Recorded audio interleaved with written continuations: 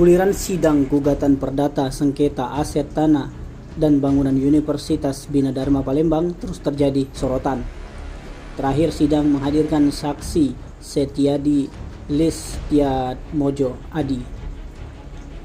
Dalam sidang, Setiadi mengaku sebagai staf auditor laporan keuangan Yayasan Bina Dharma Palembang yang dihadirkan oleh tergugat 3, 4, 5, dan 6.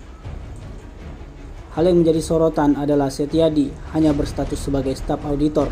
Itu kemudian ditanggapi oleh Ketua Ikatan Akuntan Publik Indonesia atau IAPI Sumsel, Dr. Andes Tanzir Junaidi. Bukan tanpa sebab, menurut Tanzil, yang berhak untuk menjadi saksi di persidangan adalah mereka yang memegang lisensi sebagai auditor. Hal itu bisa dibuktikan dengan mengantongi sertifikat lisensi dan bukannya hanya sebagai pegawai dan staf dari kantor akuntan publik. Untuk diketahui pula, saksi Setiadi yang mengaku sebagai auditor dari kantor akuntan publik juga sempat disorot oleh kuasa hukum tergugat 7 dan 8, advokat Nopel Suwa. Dia mempertanyakan legalitas dari saksi yang dihadirkan oleh tergugat 3, 4, 5, dan 6 mengaku mengaudit laporan keuangan dari Yayasan Universitas Bina Dharma Palembang. Akan tetapi, keberatan dan pertanyaan terkait legalitas dari saksi yang disampaikan kepada majelis hakim hanya diterima dan dicatat. Ditambahkan kuasa hukum tergugat Nopel Suwa yang menyebut kliennya merasa keberatan terhadap saksi yang dihadirkan tersebut. Pasalnya di dalam persidangan, majelis hakim menanyakan legalitas saksi sebagai auditor akuntan publik. Sebagaimana dengan ID card keahliannya, hal itu juga yang membuat pihaknya bingung.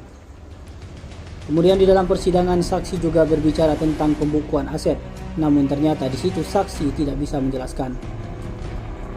Ia juga menegaskan, dari keterangan saksi, majelis hakim sempat mempertanyakan saksi yang membuat pembukuan, tapi saksi tidak ada namanya dalam pembukuan tersebut.